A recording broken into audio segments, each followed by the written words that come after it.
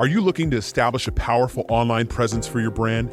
Look no further than Live the Dream Media. Our team of experts possess the capabilities and skills necessary to make it happen. From creating compelling content to analyzing data and making strategic decisions, we've got it covered. Don't let a lack of social media know-how hold you back. Visit ltdmedia.net for more information.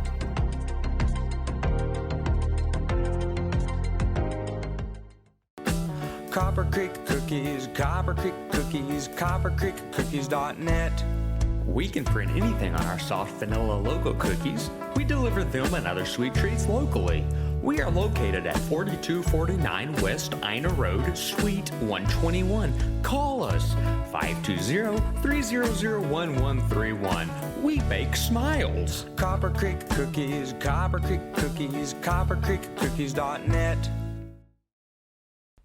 Hey, welcome back to another episode of Now You Know with our great friend. Welcome to have you back, bud. You guys Christopher masochists. DeSimone in the house. My pleasure to be here, as they Welcome say in the back. talk show business. Yeah, welcome back. I got one question for you. Oh, no. Well, I got several, but let me start. Yes, I sir. see all these incredible meals being served at the DeSimone household. Yes, sir.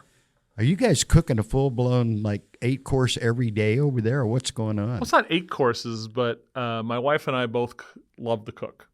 She's a great cook overall, but she's an amazing baker.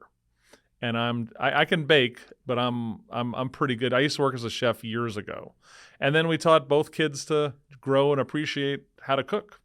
And so when you see stuff on my Facebook page of those pictures from home, right? It's one of the 4 of us have done one of those meals. And it's something new. It's Oh, not yeah. like you're trotting out the same. No, we do He does Italian, everything. Yeah, Asian. yeah. He did that killer. My son did that killer ossobuco about 10 days ago. Hey, Chris and I only live That's a true. mile and I a didn't half think apart. about I that. have not had very the rude. invite, but very rude of you. Lots going on.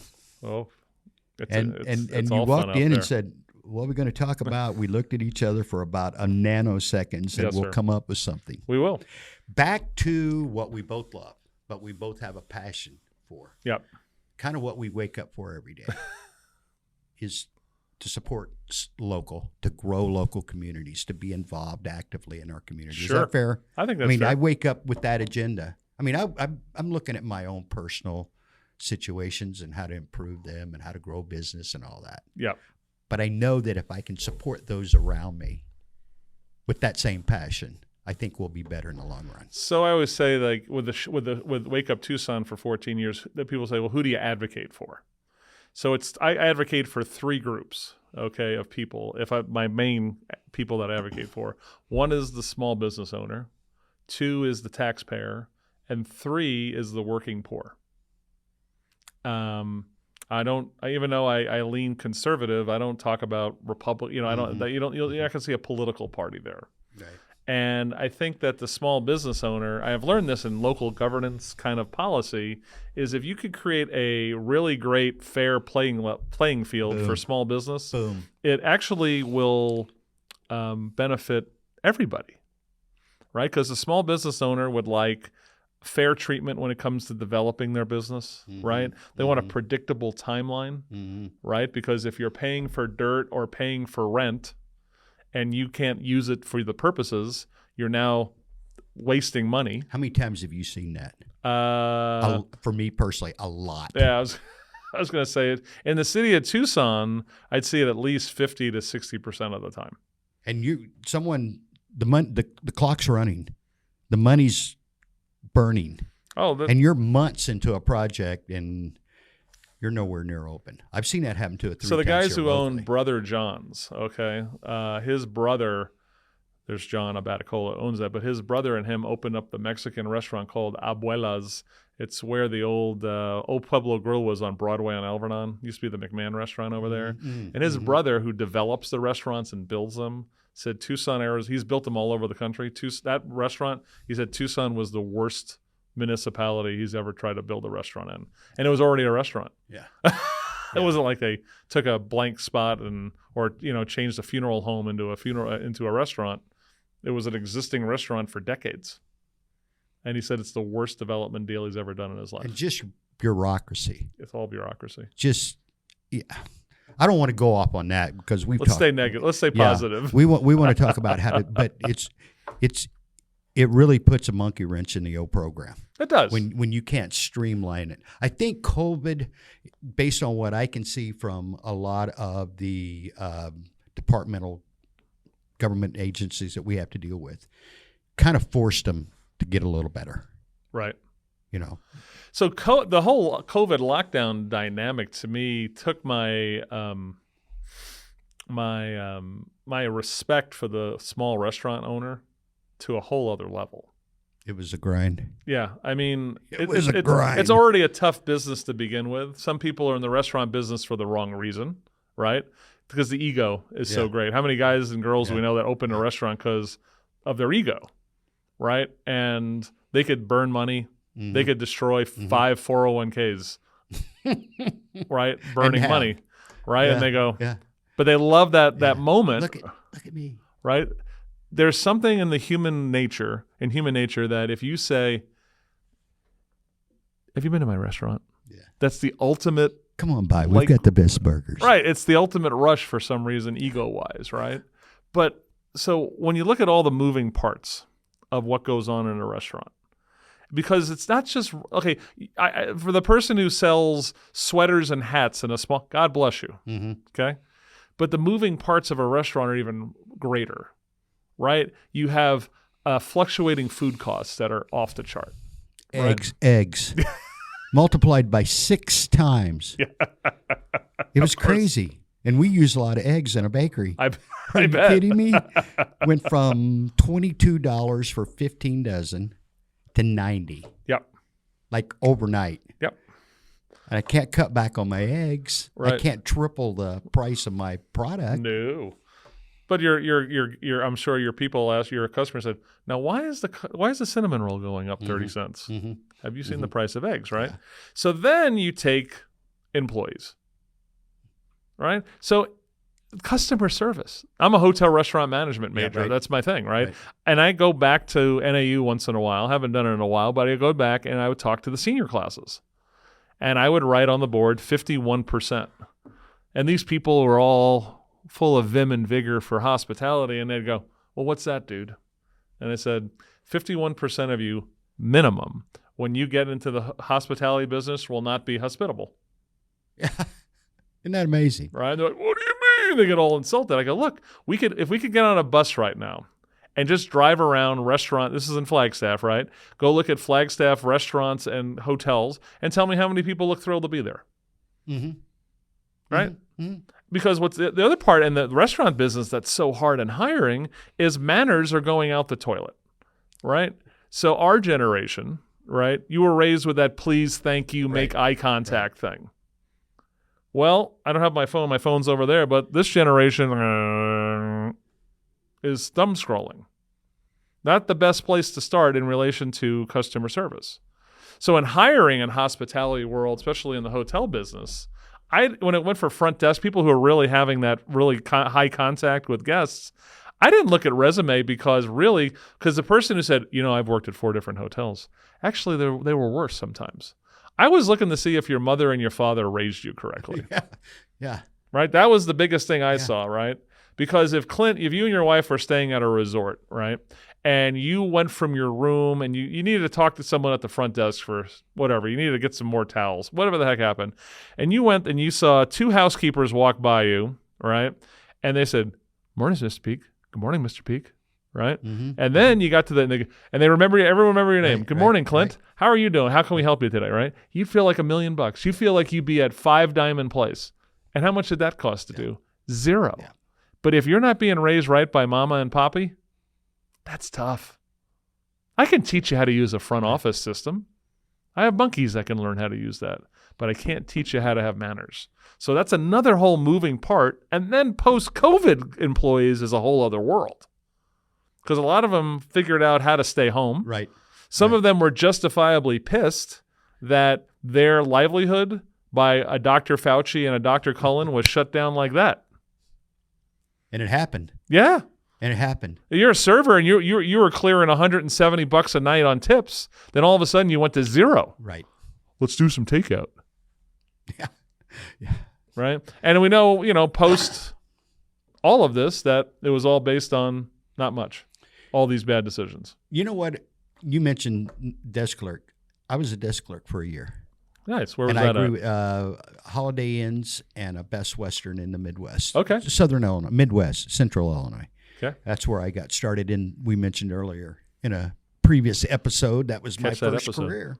It was in hospitality. And what you just said is, when I said, you know what, we could have the nastiest hotel, the filthiest rooms, the worst food, and if we were nice to everybody, we'd still get a pass. It's true. It's unbelievably true. And we didn't have those things. That's back when Holiday Inn and Best Western they weren't the Ritz, but they were, well, they may still be. I don't spend a lot of time in hotels. So I work with a hospitality group that managed the downtown hotel that's dead right now next to the convention center. Mm-hmm. And it wasn't that great when we had it physically. Mm-hmm. But you know something? Customer service-wise, we were off the charts. Mm-hmm. Right? So we were getting these above-level ratings, right? Because please, thank you, hellos, anticipate guests' needs, crazy crap like that. You know what's amazing? I went out. I'll call him because this is a good story. I went over here to Carl Jr.'s the other day, get everybody a famous star. Okay. And the young lady at the window was just pleasant. How you doing? You having a good day? And I drove, of course, I engaged with her the same, but I drove away and I'm like, I don't see that much anymore. And she's standing out for doing what we all used to pretty much do. Absolutely. I just had a server at Charo Vita on INN Oracle. She was amazing. She blew my doors off. And what happens is those people are standing out even more because the rest are kind of falling asleep on you. Right. I think we're just getting to a point now where this younger generation, there's always going to be bright spots. Right. But because they're very introverted, they don't, and the other thing about COVID is the whole lockdown aspect is now you can just have Grubhub throw your food in front of your door. And the stories that come out of the pop-ups and that was insane. Right. You know those But you don't have to stories. get out. You don't have to leave. You You don't have to do leave your anything. house. You're basically ordering microwave pizza that somebody set up in his apartment. And good for that It's hustler. the greatest thing for a restaurant owner in a way, right? Because everything's because of the people who are scared or whatever, but they still they didn't want to cook. Hey, you can DoorDash our cinnamon rolls right now. Yep. Go right on DoorDash, Copper Creek Cookies. We'll send you some cinnamon rolls. We'll have them there in 20 minutes. That's what I'm saying, though, right? On. So my brother and I had a joke on the air because he comes on the radio show with me once in a while. You know those when you go to the bank in the old days and they have that drawer that they would push out with your money, and they have it still at like the Fry's gas station, that kind of thing. Just have that for your front door for the Grubhub guy. Yeah. Throw your food in there. Maybe put a little heater, right? Keep your Big Mac warm. I can see that being sold. You guys need to find a fabricator and let's go. So I have a friend of mine, I'll tell you off air who it is, who his longtime restaurant owner, more quick service, right, kind of restaurant, but he's sick of dining rooms and employees. Mm-hmm. Especially dining rooms, because of Tucson's criminal fentanyl element. It's not making fun to have a dining room anymore. Yeah, right. So he's learning how to do his hot food that he makes, but do the Dutch Brothers thing. You just drive up and get that. That's beautiful. I know when we were starting our food service company, and you notice I said food service company, we're not a restaurant. Right. We do catering, we do cookies, we do cinnamon rolls. And a buddy of mine, Rick Peralt, said, Clint, you're not getting into the restaurant business, are you? And I'm like, no, because I don't want a room sitting vacant for 18 hours when I'm only really using it 6. Even if I'm a full-service restaurant, I get a couple hours for breakfast, I get a couple hours for lunch, I get a couple hours for dinner. What am I doing the other 18? Right. Plus, I've got to staff it. Correct. If someone walks in at 2:30, I've got to staff it for that. So that was one thing that we started right out of the gate was let's be a little bit creative with how we run this, because the overhead in a typical restaurant is nuts. Well, now it's insane. It's nuts. Insurance. You have no idea, but just this building right here that we're in right now with the banquet room, our summer electric bill with to keep it cool. Sure. $1,600. I bet. For 4 months. Yep. There's nothing I can do to stop that. No. I have to put people, bodies, and things in the room to make that happen. Right. 3 to 5%. David was just in my ear. The current profit, and that's the other thing with this. Current profit for U.S. restaurants is 3 to 5%. Makes sense. Sounds high. That's February 22. Yeah. Because a good chunk of them are making zero. I know I inherited a problem one time with a chain restaurant in a hotel that was showing 150% loss. And I'm like, well, first off, somebody's stealing. Food's going out that's not being paid for. That's obvious. Sure. But no. So the quick story to that was I was put in charge, go fix this. So I called my guy that evening, or he called me. I don't remember how it was. And how'd we do today? And I'm like, you know what? We didn't lose one penny today. What happened? We weren't open. We're just going to start all over. We're going to give it a couple of days. We're going to clean up this mess. Obviously, the place was in disarray if it's losing that kind of money. You're like Dalton from Roadhouse. Good job. And I remember I hired a guy, Andy Character, a kid that I used to know from school, and he and I got in there and we went to work. Yep. And started fish fries on a Friday night back when that was kind of a big thing, and it was during Lent to boot. Beautiful. And all you could eat catfish for $5. Love it. And that was back when that was 35, 40 years ago. So we actually could make a little money. But all of these challenges, right, it just adds to my admiration for the small, the restaurant owner. Exactly. That's still somehow making it and hasn't drained the 401ks. Exactly. To make it happen. And they do it with a big smile. And there's lots of them out there. When it comes to small businesses, and I know being one, it's kind of look at our selfish for me to say, but I consider I consider them all heroes, whether I agree with what they're doing or what they're selling. Look at our kebab guy we went a couple of weeks ago, me, you, and Dave. Yeah. I mean, that guy's been through hell. Yeah. Right? Yeah, he had a story, Rona and all this stuff. How long it took. And he built that thing from scratch himself because he's a builder first before he was making kebabs, contractor. And great food. But shout him out real big quick. Smile. Just Kebabs over on Lambert and La Cañada in the Fry's Shopping Center. Her name's Arash. Great guy. Mm-hmm. Great food. Yep. Very good. Doing the good work. Very good. So. What can we do to make this better, though, Chris? We're back to this. We know how do we get? What do you want to make better? Give me a more specific. How do we get bureaucrats, municipalities? How do we get? It's like I have a good friend. I won't mention him by name. He's no longer in he worked for a municipality around here. Great guy. But there was a lot of these conversations. I still feel like it's us and you. I don't feel like it's us together. It's we, the business operators, we, the people in the community, and people that run the community. You're located in Marana, right? We're not on the same team. We're in Marana, right? 2 teams. That's correct. And you're in the best town in Southern Arizona. And we're in the best town in Arizona, without a doubt. Right? I mean, that's the scary part. Human nature is human nature, Clint. It's been the same for 1,000 years, 2,000 years, 4,000 years. Hasn't changed. You're not going to solve this problem for me today, Chris? I can mitigate. Okay. I think we have a very smart kid that we met on the show. His name's Christian Schmidt. And Christian came to our attention because he wrote in your senior year of basis. He's a basis Oro Valley. Mm-hmm. His thesis that he had to write, he chose, why did the 2015 Pima County bonds fail? And we're like, this is our kind of 17-year-old. Yeah. Who the hell's writing this kind of stuff, right? And he's smarter than everyone put together. He's amazingly smart. Went to Princeton, right? Mostly on scholarship.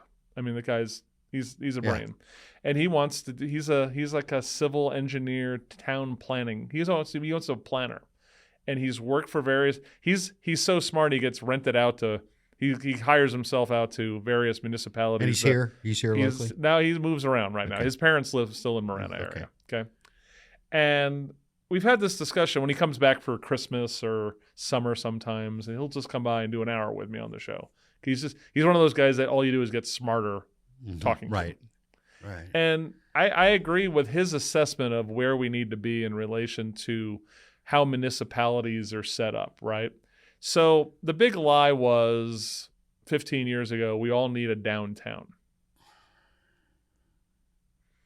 It's nice. It's not And Tucson got too late. I'm going to do it again. Okay. I'm with you. I know. So he'll tell you that if you really want, there's lots. We've already talked about how you kind of fix stuff, faith, family, schools, and all that stuff, right? Mm-hmm. But on the municipal civil planning side of the world, you need more small towns.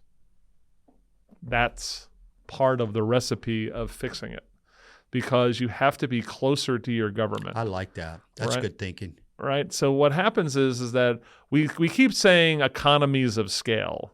We'll save money by blank, right? We're going to smush people together and all this stuff. And what we've learned about human nature is, again, back to what happened during Corona, right? People fled from the cities. Mm-hmm. They look like people in Tokyo running from Godzilla, right? Fleeing from these cities. That's why Tucson's downtown. See, we're in the most Corona scared community in America. Is Tucson one of them? Mm-hmm. Has to be. They don't dig. They didn't. They don't dig us up here. Well, they didn't want to. That closeness, that density doesn't have any charm anymore, right? And we're also learning with those millennials that they said, "Oh, we got to be downtown." The moment they get married and have one kid, out. Yes. That's it. I see it every day all right? around me. And so mom, dad, and 2.5 kids, right? That is America. That is the building blocks of America, not the hipsters going downtown and having a, having a $17 IPA. It's part of the fabric. I'm not saying it's a horrible thing, right? David's laughing with you too. Right? But mom, dad, 2.5 kids, one or both parents working, that's freaking America, dude. Mm-hmm. That's where you're at. It is. Okay, but people want that. Human nature is we want our little chunk of dirt with our house on it. We'd like a little park to take the kids and the dog to. Right. That's America, man. That's what we want, right? So when you say, how do we make it better? And my boy Christian Schmidt, I'll give him all the love in the world, I need more small towns. I want to bust up small towns. I want to, if you really want to fix Tucson, if you want to go the Christian Schmidt theory, he would say crack it into 5 different towns. I've always said that about corporations. The reason why they get so bloated and so out of touch is they're so far away. Of course. If you want to, I'll just use Walmart because I've been a big pro Walmart guy back in the day. Sam Walton and all that. Yep. That's not the same company we live with today. Sure. And he started small, by the way, in small towns. If you'll remember, the original mantra for Walmart was towns 12,000 or less. He wouldn't build in the first, a decade, 15 years. Walmart was always outside of a small city. That's where they went. It's one of the successes of the Bashas' shopping center supermarkets is they would build where no one else would build in these small towns in Arizona, and as that region would start growing, he was the only game in town. Yep. Smart move, business-wide, because Walmart, in their case, would build the building, do a long-term lease, 100 years. Well, the property went up between the time they developed it and sold it. So now they've made as much money on building the building there in the first place as the actual sales on the inside. But by keeping things small and connected, like, again, small business, if you purchase something from a small business here in Marana, Oro Valley, wherever, and you're not satisfied with it, you got pretty quick recourse to go correct the problem if you choose to. Correct. How do you do that with a large corporation? I'm going to boycott you. I'm not going to come to your store. You call the 1-800 number and talk to someone in China. Come on. But so maybe Oro Valley, Marana. I love this. Christian Schmidt. I love that. If he's ever in town, I'll send him your way. So maybe Marana, Oro Valley, where they're at in that 50 to 60,000, that might be the sweet spot. Well, right? Marana's not going to stay there. I know. There's just no way that's going to happen. No.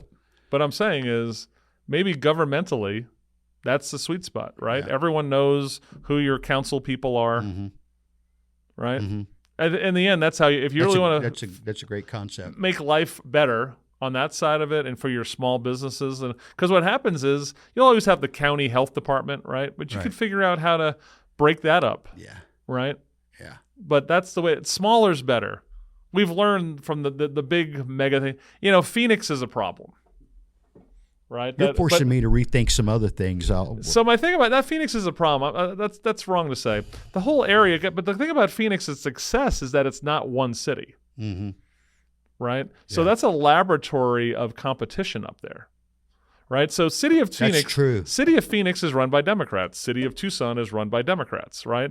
But Phoenix is less stupid than the city of Tucson. It's true. Okay, the reason why they're less stupid is because they have real competition for the dollar and the businesses, right? Because I got Scottsdale, Mesa, Chandler, Gilbert.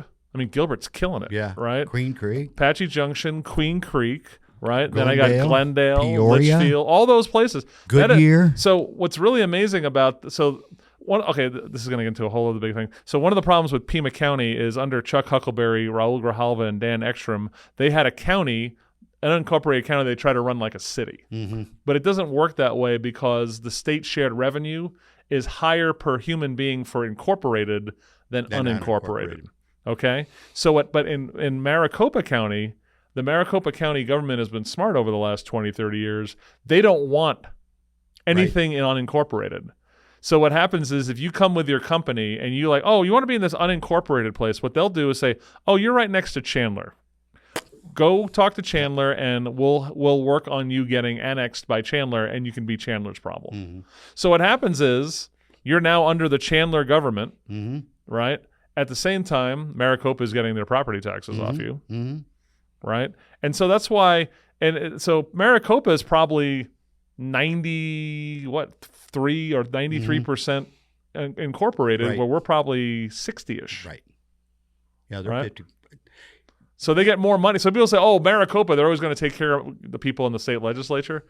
The way the formula works, you can force more money out of the legislature by the formula if you have more incorporated area, right? So when Casas Adobes, I got a few friends that are part of that.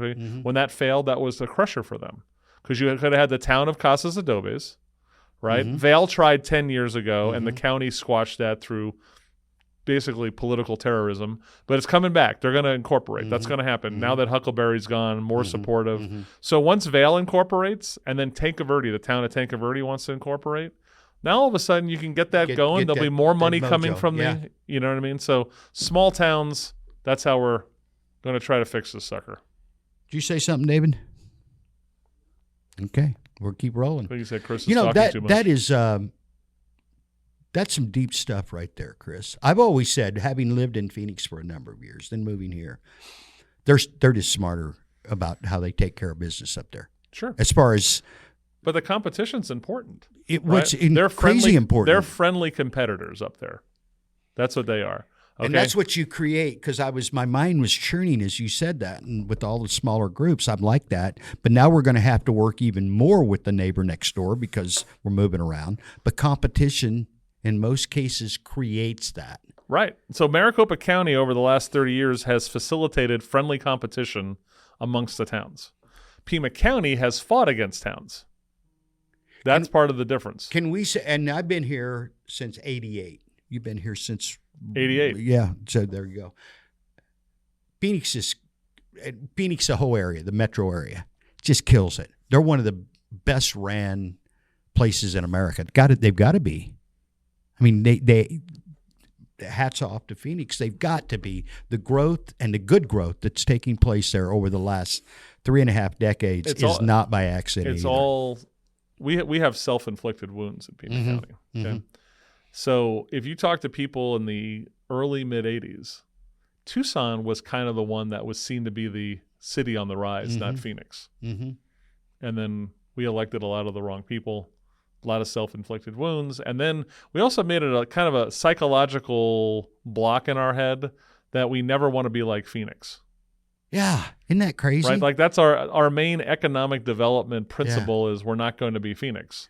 Where my take has always been, can we just be like a little bit like Phoenix? The good stuff. Yeah, I'm not saying to get rid of your identity as a town and become, but at the same time. Because we want to be the old Pueblo. That's something that I kind of dig. So I'll challenge you on that. What does that mean? Well, it doesn't. It just got that flair. But you know what I mean? I'm telling you. Well, but it's. I'm going to tell you, I'm done with Old Pueblo. Okay, but Okay, I get you. But here's what I'm thinking: is that like that? It's our hometown. It's our. We can come up with a different moniker. So my don't thing get me is wrong. Old Pueblo is that whatever that means to people, that means no growth. Well, okay, then we'll have to come up with the new Pueblo. So look at Marana, right? Our beloved Marana. Yeah. Right. So they're embracing smart growth. Yes, they are. Right. Without a doubt. But they're flexing the agricultural rodeo horse culture, which is who we are. right? That's how it works. Tucson's the new Pueblo. We got to have it rise from the dust. Well, I mean, if you mean Pueblo by meaning a handmade structure that has no running toilets or electricity, we're getting there. It's you got some more there, David? I heard laughing real hard coming from the booth. Supposed to be soundproof, that booth. Yeah, well, we're not quite. That was pretty good. You know, I had Terry. We had Terry Roseman. week. Yep. Great guy. Yep. The mayor's going to be on tomorrow. Great guy. I've said this often. I'll say it again. The growth we're experiencing, the good growth we're experiencing, is not by accident. Sure. I don't agree with all of it, but it is what it is. What part don't you agree with? I'm not crazy about the $42 million community center. Right. I'm not crazy about that. And you mentioned downtown. I'm all for that, but that plan. But you know what? It's happening. The community center. Let's get the best use out of it we can. So I'm a big fan when it comes to parks, and I've been trained by the best. This guy named Gary Davidson. Gary used to be on the Pima County Parks Commission.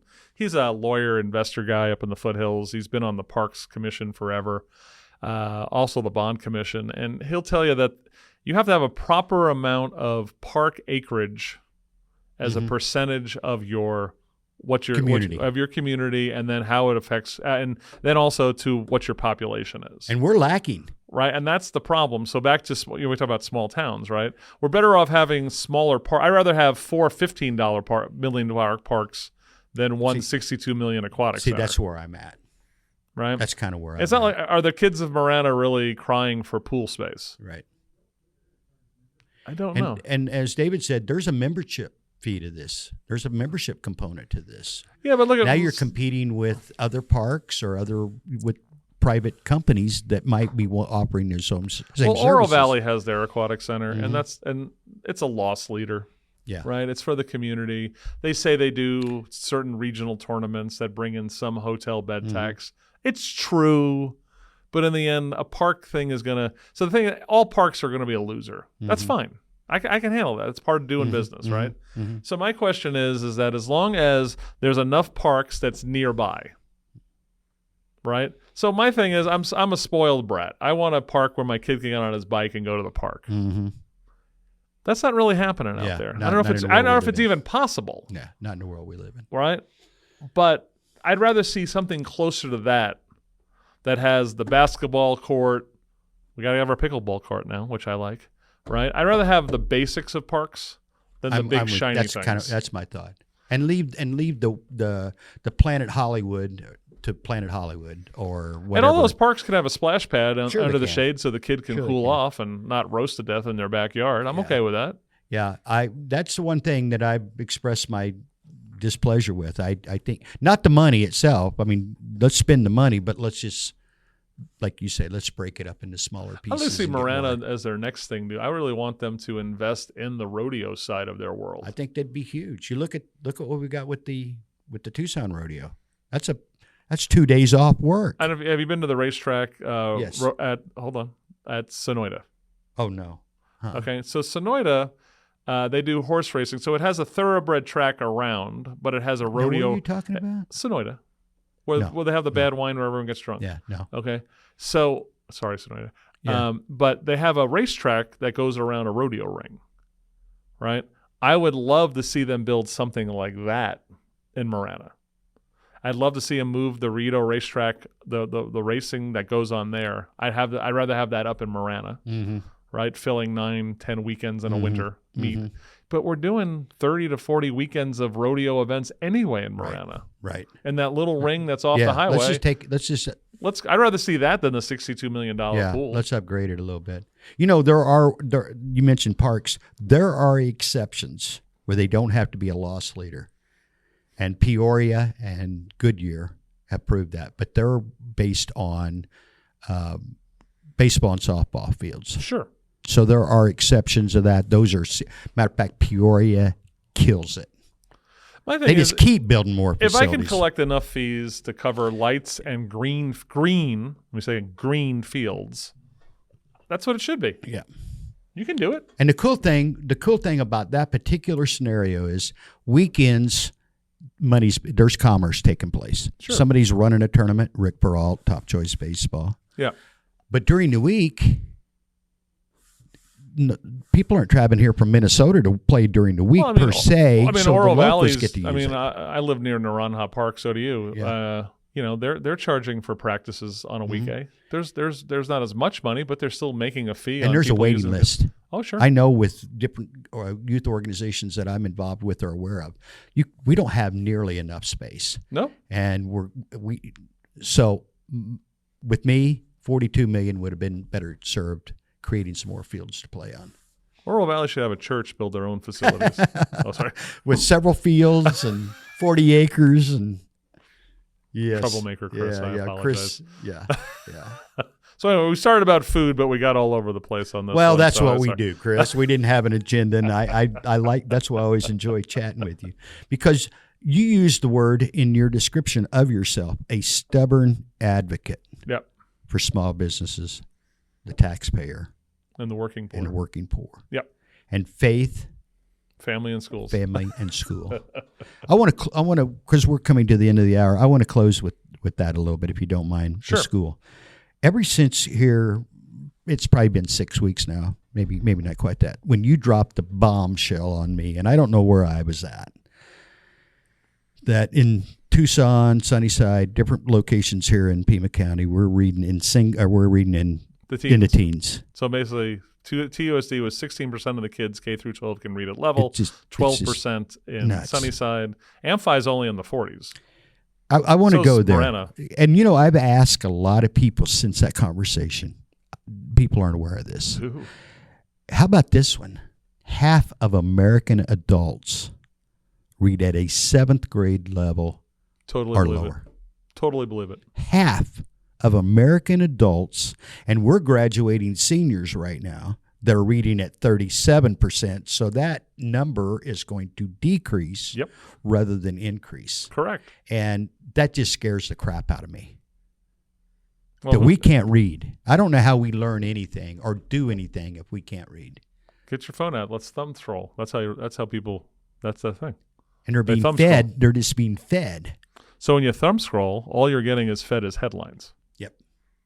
Right. So whoever is controlling the media that you're reading, all they have to do is get the headline right. Yep. For Let's whatever. Get these 6 to 8 words. So we're just talking about it today. So KOLD, local TV, Dan Murray's sexiest anchor ever.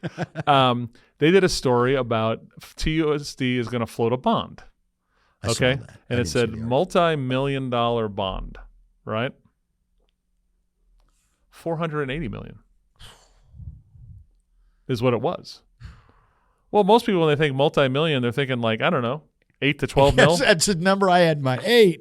That's $500 million. Yeah. So the headline changes a lot when you say TUSD to attempt to float $500 million bond. Yeah. Oh, the other thing they missed in the entire thing is it's failed. They failed the last 4 bond things. And probably not that much money either. Right. Not even. So it's kind of like, so the real headline should be TUSD after 4 failed bond electives is now floating a $500 million bond. But I just saw TUSD floating multi-million-dollar bond to improve schools, which was semi-right. But the person who's thumb scrolling, that's all they saw. Yeah. That's nuts. Yeah, I'm just really, I mean, Chris, to me, that's as big a problem as we've got in our country right now. The hope factor in this, Clint, is that there is a portion of the population, this goes back to our last conversation about charter schools and empowerment scholarship accounts and things like that, right? They are waking up and they are taking their kids out of these schools. Yeah. So that aforementioned TUSD. So when we first started the show and Joe and I were shining the light on TUSD, they had about 75,000 kids going there, right? Now it's 44,000. Oh, my gosh. All right. So 30,000 kids have they might have moved out of town, but they basically have found charter schools, private schools, or homeschooling. That's crazy. And with all the bad decisions of lockdowns, more parents figured out, I got to get out. So that's happening. So what happens is we see a lot of the bad, right, or what's not going on in schools. But there are the hope is there's a lot of parents who are taking their kids to Lehman Academies, Basis, Legacies, private schools, Push, all these places. You know, I'm going to wrap it with this, but Please. This is good. You said something right here. I can't remember. I think the last time. And I've floated this by several teachers, people I know in the education profession. Yes, sir. Who I trust and respect, by the way. You said that parents should get together, or you suggested. You didn't say they should. You suggested that parents should get together, maybe 10 of them, and pool their $7,000 ESA correct funds. That's $70,000. And I went a little nuts then as I started sharing that with my teacher friends, my educator friends, and said, how about we go a little further? How about we say 15 kids, 15 parents get together? Sure. Now we've got a little bit of money to really work with. Correct. Right? We're talking $125,000, $35,000. And maybe get 5 of the best teachers we can for appropriate age groups. You teach math, you teach English, you teach science. Would you be interested in something like that? Of course. And they're like, 15 kids? I have 80 in music sometimes. I have 30 in my second grade class. I have. And I said, and you're probably going to make $80,000 to start. I know we got a little overhead, but my math works. And it does. They're like, so how do we get 50 kids together or 50 parents together to pool the resources? Now you've got some money to work with. And let me finish real quickly. Please, it's like the one-room schoolhouse that our parents and remember grandparents grew up. we started with small towns. Right back to it. Half hour ago. And my dad, I rest his soul, was a great at math. And he said even at 4th, 5th grade, when the teacher was busy with another class, he was teaching other kids in the class how to do math. Yep. Other kids were teaching their peers how to read. So how cool is that? So I'm telling you, so it's the money's great. The money's amazingly important. But I was on the board of the Lehman Academies in Tucson for several years. We built a bunch of schools. And I will tell you that at the beginning at the beginning of each semester, we go to there's this big church up here on Camino del Oeste and Cotero. I forgot what it's called. New Life, maybe? Oh, yeah. Okay. And we would rent it out, and we'd do a whole day symposium with all the teachers from all the schools. Okay. And I would love to go and sit with them during lunch and just talk to the teachers. And I was like a broken record. Where are you coming from? Where did you teach before? And they would tell me that they came from a TUSD, a Vail, right, which is one of the best school districts in the state, right? And I go, well, why would you do that? Because they're taking a little less money and they're getting off the state retirement. They're going into a 401k, right? And they go, because I get to be a teacher again. Amen. And I get to control my classroom again. So if you can do the scenario you just said and pay someone $80,000 for 15 kids and give them back control of the classroom, right? And let them be a teacher again. That's a win for America, as we like to say. America. When you hit that, when you said that, it really, because I've been a big supporter of that, and you like vocalized what I've been thinking. How do we do this? Because I'm going to leave you with this. Yes, sir. This is the math part of this. Yes, sir. Our new governor. Yes. Not an ESA fan at all. No. She was really on there the other day talking about how much this is costing because now we've got way more parents wanting access to these funds. Correct. Way more than anticipated. I won't throw the number out because I'd probably miss it, but it's I think it's 900. I thought it was like 900 mil is the new number coming up. And it was we're way off our budget because of this. And I'm like, hang on a second. You're paying 7 for this, but you're paying 12 to the typical public school because you get the building fund and additional money. I'd say you're saving money, How about you just transfer the money out of this account that should have a surplus to cover your shortfall here, and you're still going to have $5,000 extra per student. Am I wrong with my math? No. So my thing is this, right? So what is? I don't know, David, if you got your calculator in front of you, I need to know 900 million divided by 7,000. Tell me what that number is. And that's going to tell us. That's going to tell us how many parents. Yeah, how many? 128,000. That's 128,000 people, families, that are running like screaming. Yes. Screaming away from K through 12 public education. Yep. So if you want a positive note to end on, there's 125,000 families that know that the K through 12 system in Arizona is mostly broke, and they want out, and they want better for their kids. And when they want better for their kids, it's better for the state. Yeah. Beautiful. Look at that. We're going to leave it right there. Chris, it's a pleasure. Hopefully I can come on again. I don't know if I'm I feel like I'm wearing out my welcome. We're gonna go live next time. Oh my Lord God. David's got this. Yeah, we've had a lot of chats. All right. And your name comes up. Oh no. Chris, it's a pleasure. Same it always is. Thanks, David. We appreciate it. Thank you to Clint and David. Copper Creek Cookies, Live the Dream Media, Local Marana. Wake up Tucson. Wake up Tucson. Blue Chip Planning. Right. We're gonna do shameless plugs. Yeah. Yeah, we're gonna. And you know what? We'd love to help your business grow. Anything you're looking for, contact LTD. We can do all kinds of crazy stuff. Your numbers on your reels were crazy. That can't be true. You got some crazy stuff. All right, tell me after we're done. Thank you. Get in touch with us if you need any help on your digital media marketing, your content creation. Hey, we do Hulu ads too. Check that out. Thanks for being with us.